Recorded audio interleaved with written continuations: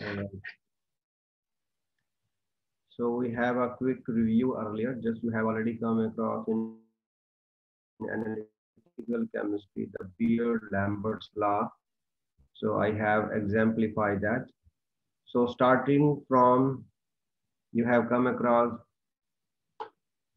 that radio bands are always expressed with frequency units in hertz for all such spectroscopic methods which involves transition in vibrational energy level and rotational energy level are expressed in wave number in per centimeter normally.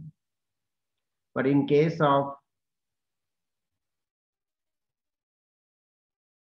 electronic transition, so including visible spectroscopy, UV spectroscopy, VUV spectroscopy, XRD, and so many others, all of these we select wavelength units. It may be normally nanometer, micrometer, Armstrong, picometer, etc. So can be any values being taken, but wavelength is taken as a normal units. So this is what you have already come across. So we use 750 to 350 nanometer is a region where electronic transitions are observed in visible region. This is called visible band. UV band consists of 350 to 200 nanometer band. So this is a UV region, 200 to 3 nanometer range. That is used for VUV, vacuum ultraviolet. All three, visible, UV, and addition of pi electrons. No sigma electrons, not at all. Right? So what is the difference then? Why we have three different bands? Because if we talking about VUV, vacuum ultraviolet, that cause transition of pi electrons which are bonded through isolated double bond. It may be carbon oxygen double bond, carbon sulfur, carbon nitrogen double bond, or triple bond, or carbon carbon double bond even. If it is isolated, mean it is not conjugated, then it absorbs in vacuum ultraviolet region, which starts from 3 nanometer to 200 nanometer. For ultraviolet, if you have two double bonds in conjugation, at least two double bonds, it may be both cannot be both carbonyl. One must be electron donating, other one electron rich, other electron deficient, or both electron rich, but not both electron deficient. Then it also exists in such a form. Let's say if I present butadiene, or you have a carbonyl next to a alpha beta unsaturated olefinic system. So these two are at least if conjugated. If two double bonds are conjugated, maybe higher. So it falls in 200 to 350 nanometers. But if you have more than two double bonds and it falls, maybe 6, maybe 7, but we cannot four double bonds only, but having a subsequent attached to them falls in visible region. So these are the most conjugated systems. So when we are talking about UV and visible, we are talking about HOMO are capable to make transition from HOMO to LUMO. Far they are higher, it may fall still in UV region, visible region. So this is a very important aspect that you should remember, that all visible UV and VUV involves transition, conjugated or unconjugated systems are variable. So VUV is not that much applicable.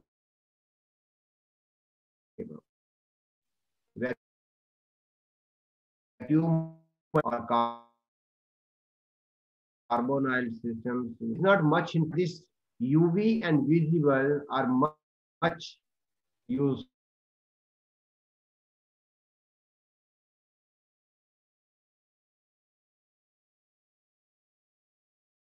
phone. Is everybody hearing me?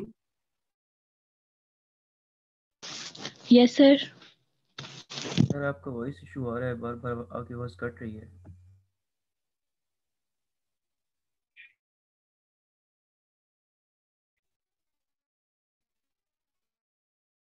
Hello.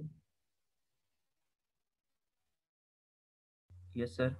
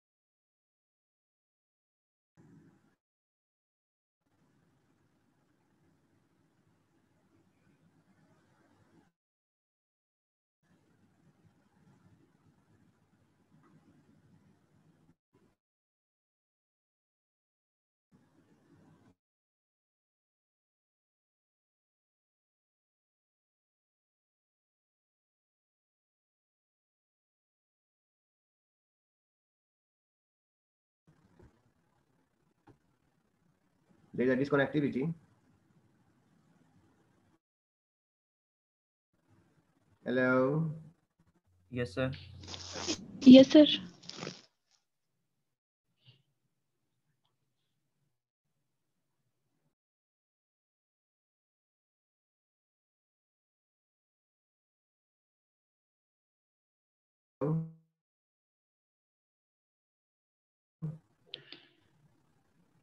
Or it is like the issue, perhaps it is getting some strangling.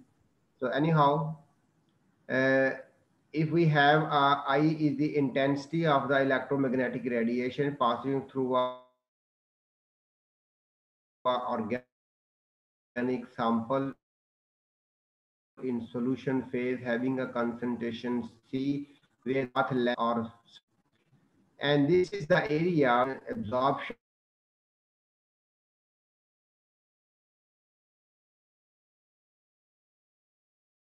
of radiation hell of intensity. When we leave, it is always less, and when it is entering, it is always more. So final minus initial is always negative.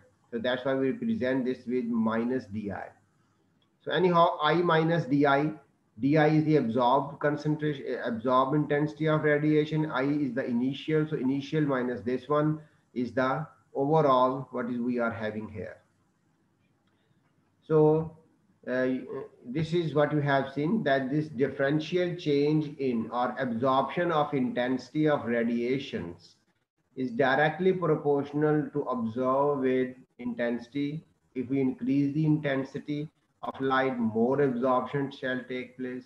If we increase the concentration of solution, more absorption takes place. If we increase the path length, more absorption of radiation takes place. This is what modern where sign of proportionality is replaced by equality. So we have introduced a constant and we rearrange it intensity on one side and we have integrated this, so we get the solution. So ultimately we reach to this relationship where I over I normally call absorbance. So this is transmittance and this is absorbance. So what is the relationship between them? You can see this is the basically transmission is equal to 10 raised power minus A. A is absorbance and T is transmittance.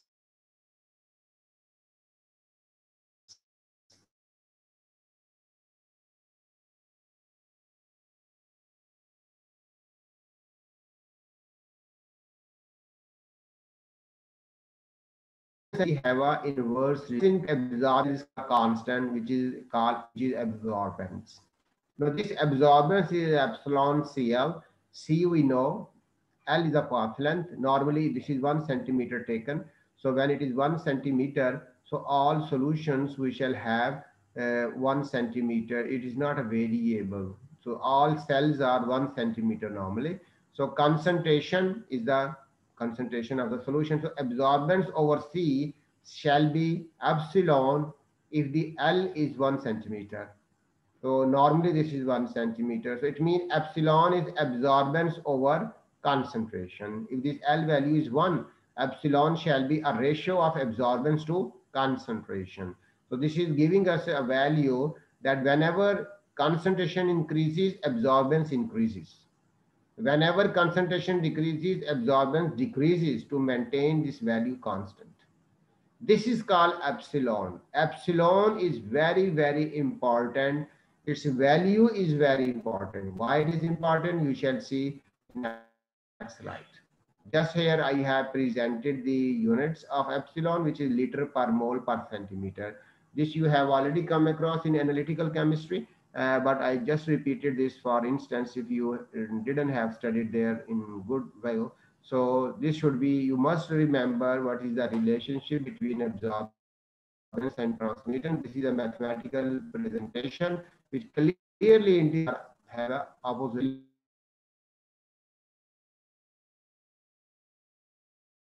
This is very important, is 1 centimeter.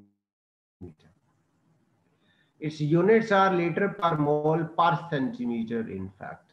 So this is normally what we perform. So now just if I bring this to epsilon, what is the importance of this epsilon? This is very important to understand. Now let's see, before going to that, just I am interested and I have presented in previous lecture, we have the source of light. Whatsoever, this is a white light having all colors present in it, passing through a lens, which is basically collimator lens. Collimator mean collimetry. Collimator colors. It is derived from colors. Collimeter mean which study the colors. So this is a lens. Lens is a convex lens, which is always a converging lens. It focuses the all radiation to one point, which is called focal point. At that focal point, we have a prism. When it passes through this at focal point, this prism splits this colorless light into 7 colors, which you have already observed yourself. This phenomenon, whenever a white light passes through a, so this is in fact called as uh, uh, visible band. So the if we change the angle of this prism, so you see these colors have been forming. If I rotate this clockwise, then it shall be orange. If I further rotate clockwise, it shall be red. So red light is passing through this. This is called slit, minute slit, through which different wavelengths are passing through. So this is been rotated to very small extent, very, very small extent. So that we start from 750 nanometer and it keep increasing. So it may going clockwise rotation. So when it is changing a wavelength, so this change of wavelength, the engineering is involved here. So computerization is involved here, which make our work very easy. And now we can record a UV visible spectrum in just a few minutes. Long time ago, it was a month's practice to calculate one UV visible spectrum. So it was a very long, hectic method, but nowadays it is a very simple method. For instance, this prism is focused, yellow light is passing, but if we rotate this prism, it may be orange, it may be red, it may be green, blue, violet, etc. So these are the different colors which we normally observe, 7 colors that we observe. So these colors are when passing, it is the selection of the wavelength. So when it passes through the solution, what is the intensity of radiation here, we know, and what intensity we get to the other end. So here we get then the absorbance. You see here 0.20 is a reading presented on the meter. It is indicating that the here it is showing not absorbance, it is showing 0.20. It means here is an absorbance taken place. 0.8 is the absorbance. So absorbance plus transmittance is always 1, right? So if the transmittance is 0.2, absorbance will be 0.8, or we can set the detector on absorbance. So directly it shall minus the, let's say we have this value, transmittance is 0.8, right? So when we subtract 1 minus 0.8,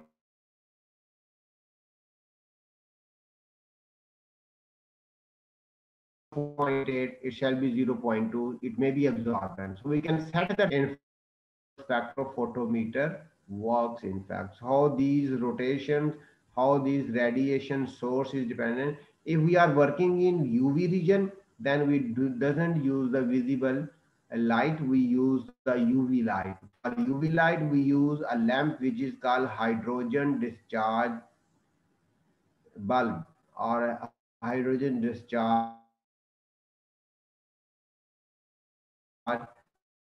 filament in fact. So H2 mean protium H2 in fact.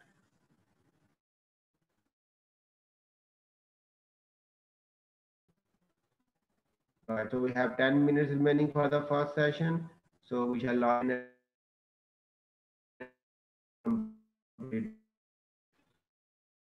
This is the full in chemical across this station. What is a double beam? I shall explain that later, because when a solvent is passing through this, we have some issues relevant to the solvents. Requisite knowledge to study that. So in this due course, I shall explain what is a double beam UV visible spectrophotometer and a simple UV visible spectrophotometer. What is the difference, major difference between them? So I shall discuss that later. But at the moment, you should remember this is a simple instrumentation. This is a detector. This is where we put our sample. This is how the radiations are selected and produced. And this is the way we have the source of light. We may have a simple bulb here, and we may have a D2 lamp, in fact, for UV region. Now coming back to what is the importance of epsilon. Keeping in mind this epsilon is very, very important because the value of epsilon varies. First of all, I would like to present all things that are visible to you with a different color. Where this color comes from. This is very important. We normally say it is due to electronic transitions. Fine, it may be due to electronic transitions. Electronic transitions are taking place in two different forms. One, organic molecules show transition from HOMO to LUMO because there is a conjugation. Pi electrons are conjugated. When you have pi electrons conjugated, they can transit from lower energy level, which we call highest occupied molecular, because I shall explain that coming slides. So you shall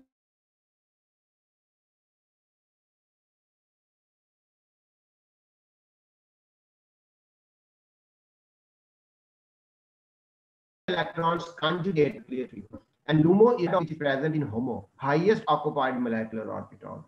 And according to selection rule, where it shall transform?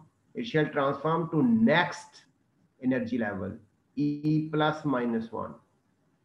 So next energy level is lowest unoccupied molecular orbital. That's why HOMO and LUMO orbitals are always significant in elevations. You have already come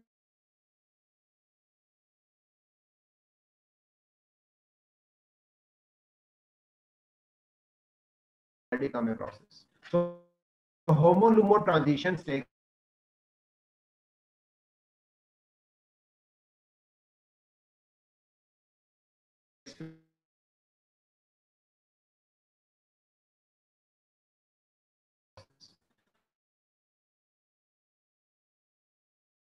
staining a cloth, staining paper, staining any other material, normally these are sir called dyes.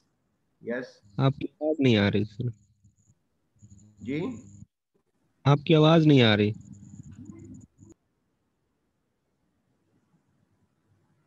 I am constantly talking. What about now? Sir आपकी आवाज cut जाती है थोड़ी थोड़ी Are there you बाद। listening?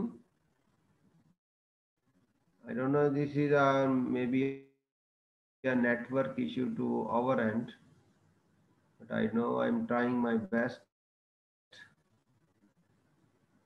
Once earlier, that's why I asked. What about now? Are everybody listening me?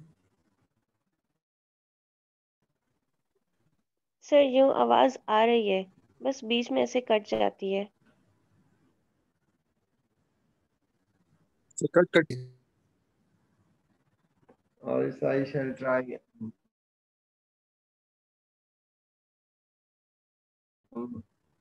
What? Now is everybody listening me? Yes, sir.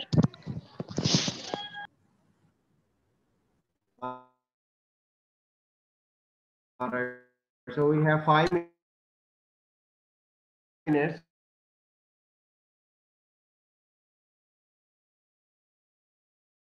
We have so after 5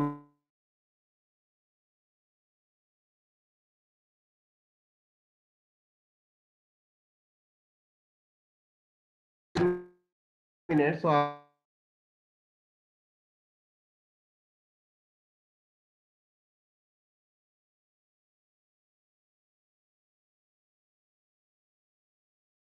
we are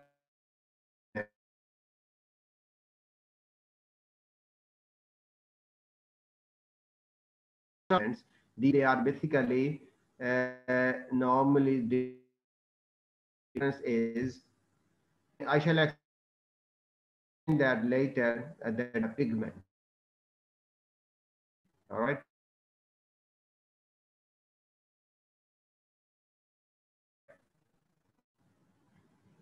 And pi star transition, pi to pi star transitions, or we can say it is homo to transitions. These are very images a color, fall in visible region. But all the time, this is not the case. You have seen yourself many metals like chromium 3, nickel 2, right? Ferrous, all of these are green in color. Ferrous is light green, chromium is thick green, nickel is moderate green. All these three colors are falling in green, but they have different shades. So nickel 2 plus, iron 3 and 2 plus, and chromium 3 plus, all these three have green color. So it means they are having a different, they doesn't have a pi electrons, they doesn't have homo-lumo transition. So what kind of transition? D or inner D, D or F orbital containing molecules mean transition metal and inner transition metal. What they have, they have in fact D electrons. So ferrous is light green, ferric is yellow in color, right? Aluminum is colorless. Similarly, zinc 2 plus is colorless because their